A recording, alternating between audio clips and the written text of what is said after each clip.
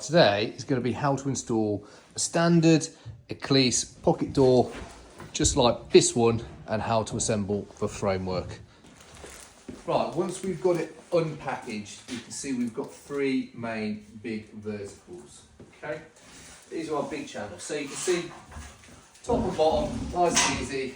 Where this comes in a little bit here, and we've actually got these sorted out bits here, that's the top, so we can put that piece down there. And we move on to our centre one. You can see it's got these brackets which are temporary, but they come in to keep it rigid. You can see at the top, we've actually got holes in there. That's for our small screws. So that goes in as our middle one. And then our third channel, again, you'll see at the top, there's two holes on there. Okay, so we know that's the top as well. So we put all the tops together. Okay, and then you're going to have a bag like this, which is going to have our plasterboard screws in, and then our small little screws.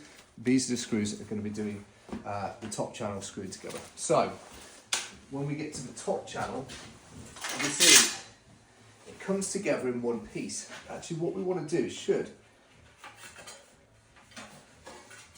just come apart like that. Okay, so now those two pieces separate. So that piece goes together with these two, but for the time being, this bit can actually be screwed together into these compartments here. And once we've got that screwed together with the two channels, then we can put our horizontal struts in. And I'll show you that in a minute.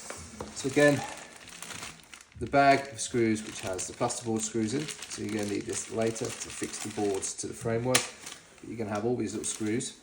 Okay, these are the ones effectively going to screw our frame together onto these points. So this is our top track which we took apart. These two go together. Now you can use a screwdriver, or you can use, like me, a drill, whichever's easiest. I'll just find the drill, it's a little bit easier. Okay, that fixes together. Obviously you screw the other side in. Once that's in, then we go to the other side, which is down here.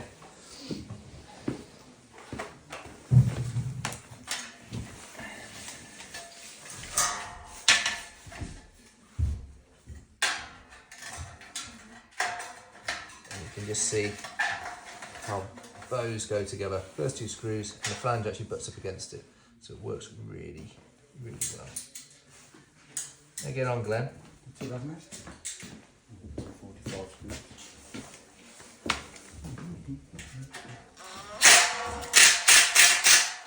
The screws are in the top channel and they are fixed. We're going to be moving on to our horizontal struts, and these will be going into these locations.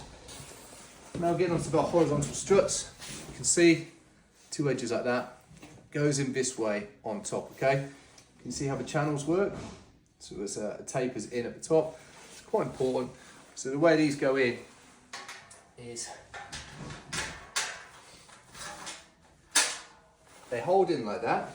So I'm going to show you this up close.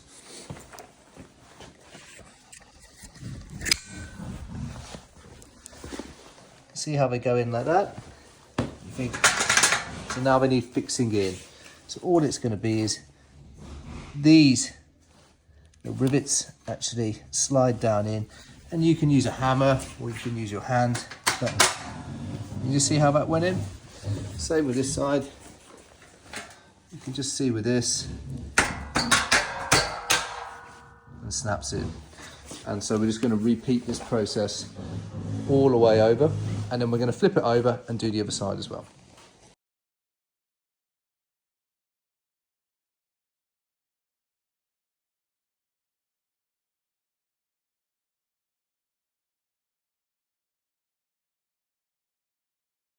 You've got this frame made up again.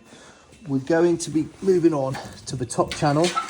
Now this slides through. Let's see if I can hold it and show you.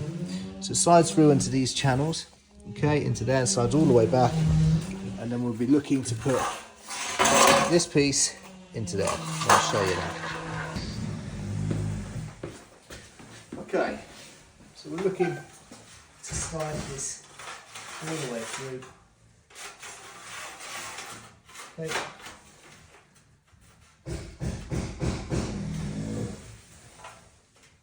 Now, the big thing on this is you're going to hear a click. It's nearly there. When you put a little bit more pressure on,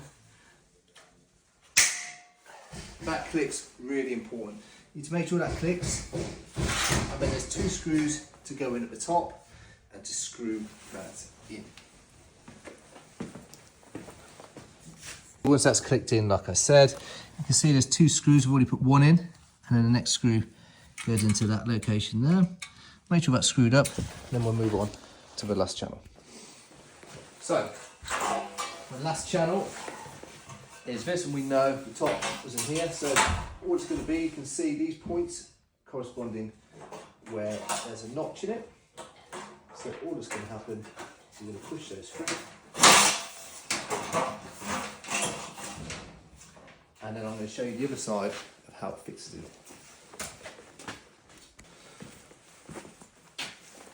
So we can see they're actually going through now. Make sure it's tight in. All we're going to do is knock these over.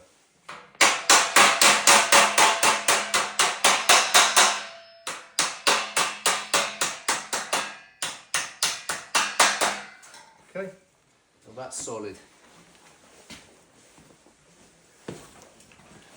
Our framework completed, you're going to find there's 2 channels like this, and you're going to bend them over, and in fact this is what keeps these rigid in the main jambs of the door. So when you come to fix it, you know it's going to be keeping it nice and straight. So we've got one in the centre and we've got one at the bottom. Make sure both of them are in, and then effectively your frame is ready to move to install. Frame is complete together. Your frame together, you've got this last little clip that goes into the bottom like so, and they screw in 2 self-tappers, which I'll show you now, and that screws into the floor.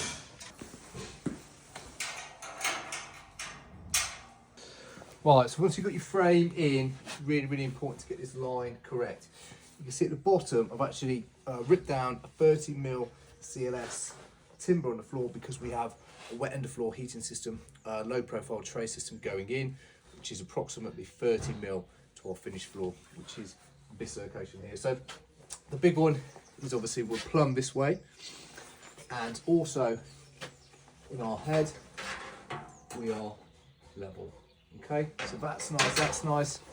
So we're going to fix the bottom, which I've already done, and then again on the sides, making sure that's nice and plumb this way, and making sure it's not bowed at all. You can use a laser level. Unfortunately, I haven't got my laser level today, but it's a really good tool to use, especially framing this through. But it's just getting those levels correct. One thing when fixing into the door frame on this, there's no holes, so we've actually got to drill through this independently. You can use a drywall screw, or you can pile it and put a normal screw. If it needs packing on the back, pack it on the back, and literally you can drive that screw straight in.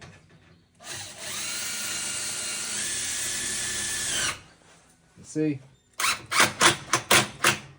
Perfect. We probably want to fix that at least 4 times, 5 times down that frame. The side is screwed up. You can see it may need packing like on here, and you can see this is really important on this bit here. You can see I've had a small packer under there and a small packer on that end to make sure this head was completely level. You can see checking all the time.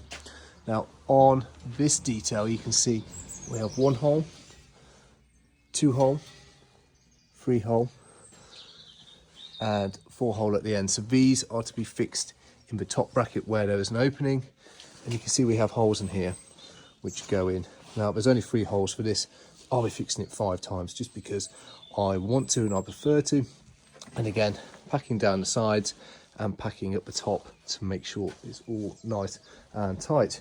And once that's in, it is effectively completed and ready to board.